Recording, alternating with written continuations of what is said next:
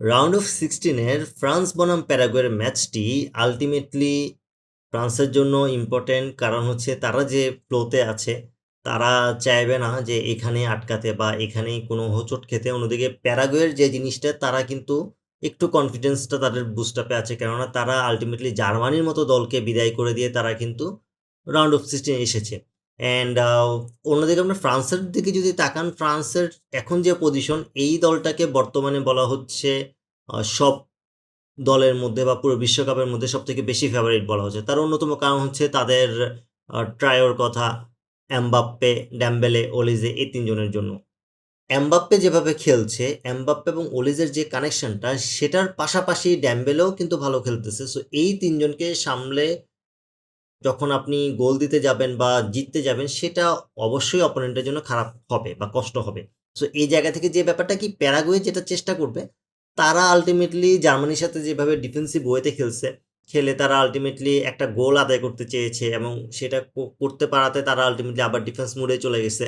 তো এই ধরনের একটা টেকনিক্যাল স্ট্র্যাটেজি তারা নিতে চাইবে প্যারাগুয়ে, কিন্তু সেখান থেকেও যে ব্যাপারটা চলে আসে যে আপনি আলটিমেটলি ফ্রান্সের মতো দলের সাথে আপনি যখন কন্টিনিউয়াসলি লো ব্লক করবেন, হাই ডিফেন্স করবেন, আপনার ডিফেন্সিভ খেলাটাই বেশি খেলবেন, সেখানে আপনি কতক্ষণ ডিফেন্সটা ধরে রাখতে পারেন সেটা অবশ্যই দেখার বিষয়। তো সেই জায়গা থেকে এটা নিশ্চিত যে এই ম্যাচে প্রচুর অ্যাটাক করবে ফ্রান্স, অ্যান্ড অ্যাটাক তারা ততক্ষণই করবে যতক্ষণ গোল না আসতেছে, অ্যান্ড গোল যদি না পায় তখন অ্যাটাকের পরিমাণটা আরও বেশি বেড়ে যাবে। কেননা দেখেন, এমবাপ্পে এখন যে ধরনের পারফরমেন্সে আছে, তার পারফর্ম যেভাবে করতেছে, সেখানে আসলে আপনার এইটা ভাবার কোনো কারণ নেই যে আলটিমেটলি তাদের এই তিনজনের একসাথে খারাপ দিন যাবে। সো যদি দেখেন যে এমবাপ্পের অফ ফর্ম যাচ্ছে, সেখানে ড্যাম্বেলে আছে, অলিসে আছে, তো ওদের যে ব্যাপারটা কি, তাদের তিনটা প্লেয়ারই দেখা গেছে তারা একজন আরেকজনকে খুব ভালোভাবে সাপোর্ট দিচ্ছে। এখন এই যে তিনজনের মধ্যে একটা ভালো কম্বিনেশন হয়ে গেছে, এটাতে ওদের সুবিধাটা কি? ওদের সুবিধাটা হচ্ছে তারা আলটিমেটলি দ্রুত অ্যাটাকে যেতে পারতেছে। অ্যান্ড অলিসের ক্রিয়েটিভিটি, এমবাপ্পের ক্রিয়েটিভিটি, সো সাথে ড্যাম্বেলের ক্রিয়েটিভিটি, সো এই তিনজনের কিন্তু একসাথে যখন ম্যাচ হয়ে যাচ্ছে, তখন আলটিমেটলি অপোনেন্ট বিপদে পড়ে যাচ্ছে। ফ্রান্সের ঘাটতি নেই তা না, ফ্রান্সের ডিফেন্স নিয়ে প্রবলেম আছে, তাদের ডিফেন্সে যথেষ্ট গ্যাপ ক্রিয়েট হয়। যখন কন্টিনিউয়াসলি অ্যাটাকে যায় তখন ডিফেন্সে স্বাভাবিকভাবে গ্যাপ ক্রিয়েট হবে, এটা জানাশোনা। কিন্তু ওইটা আসলে অপোনেন্ট কতটুকু আপনার সেটা ক্যাচ করতে পারবে, সেটার ফায়দা নিতে পারবে, সেটা অবশ্যই এখানে ম্যাটার করে। কারণ অপোনেন্ট যদি আপনার আলটিমেটলি এই ডিফেন্সের গ্যাপটা যদি তারা না ধরতে পারে, তারা যদি সেটা থেকে ফায়দা না নিতে পারে বা সেটাকে ইউটিলাইজ না করতে পারে, তখন তো দিন শেষে কাজ হবে না। অ্যান্ড ফ্রান্সের মতো দলের সাথে আপনি শুধুমাত্র ডিফেন্স ভালো করে ম্যাচ জিততে পারবেন না, আপনাকে গোল দিতে হবে। সেই জায়গা থেকে প্যারাগুয়েকে যেটা করতে হবে, তাদেরকে অ্যাটাক করতে হবে। তাদেরকে অ্যাটাক করতে হবে, তারা ফ্রান্সের মতো অ্যাটাক না করুক, কিন্তু তারা কার্যকরী অ্যাটাক করতে হবে। তারা চান্স ক্রিয়েট করতে হবে এবং চান্সটা আলটিমেটলি ফিনিশিং করতে হবে। আপনার ফিনিশিংটা যদি ভালো হয়, ফিনিশিং টাচটা যদি ভালো হয়, আপনি যদি ভালোভাবে গোল দিতে পারেন, তখন আলটিমেটলি আপনার জন্য সুযোগ থাকবে ম্যাচে কিছু একটা করা বা ম্যাচটা নিজের কন্ট্রোলে রাখা।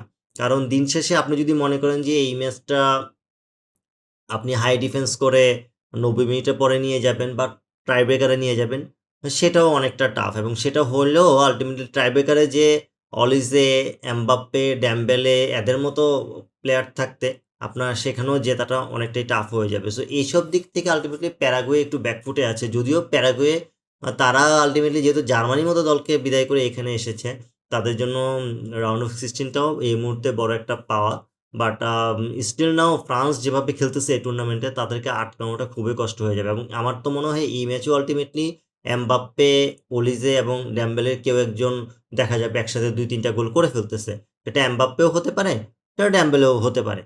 অ্যান্ড প্রত্যেক ম্যাচে দেখা যাচ্ছে অলিজে অ্যাসিস্ট করতেছে, ড্যাম্বেলে গোল দিচ্ছে। ড্যাম্বেলে শুধু একটা মাত্র ম্যাচে নরওয়ের সাথে সে কোনো গোল দিতে পারে নাই, বাট সেখানে সে অ্যাসিস্ট করছে ২টা। সো আলটিমেটলি পারফর্ম তিনজনই করতেছে, প্রত্যেক ম্যাচেই করতেছে। অ্যান্ড এই ম্যাচেও একই ধরনের পারফরমেন্সই দেখবেন। এখানে আমি আলটিমেটলি কোনো ধরনের অঘটন পার্সোনালি আমার মতে দেখতেছি না।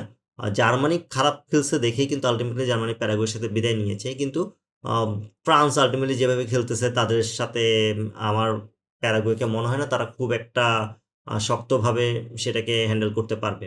অ্যান্ড আমি যদি সরাসরি প্রেডিকশনে চলে আসি, আমার কাছে মনে হয় ফ্রান্স আলটিমেটলি এই ম্যাচটাও তারা ৩-১ হয়তো বা জিতে নিবে। অ্যান্ড প্যারাগুয়ে হার্ডলি যদি খুব ভালো খেলে, সেক্ষেত্রে তাদের সর্বোচ্চ ম্যাচটা ড্র করা বা হচ্ছে ড্র বলতে বেসিক্যালি 90 মিনিটের পরে নেওয়া অথবা যেটা করতে পারে সেটা হচ্ছে একটা সার্টেন টাইম পর্যন্ত তারা গোল কনসিড করা থেকে বিরত থাকতে পারবে কিন্তু আল্টিমেটলি তারা শেষ পর্যন্ত এই ৩ জনের কাছে হার মেনে গোল কনসিড করবে। তো আমি সরাসরি প্রেডিকশনে যেহেতু বলেই দিলাম অলরেডি ৩-১ হবে। সো এটাই হচ্ছে আমার প্রেডিকশন অ্যান্ড আপনার মতে এই ম্যাচের প্রেডিকশন কি হতে পারে? অবশ্যই কমেন্ট করে জানাবেন। ভিডিওটি ভালো লাগলে লাইক, কমেন্ট, শেয়ার এবং সাবস্ক্রাইব করে পাশে থাকবেন। আল্লাহ হাফেজ।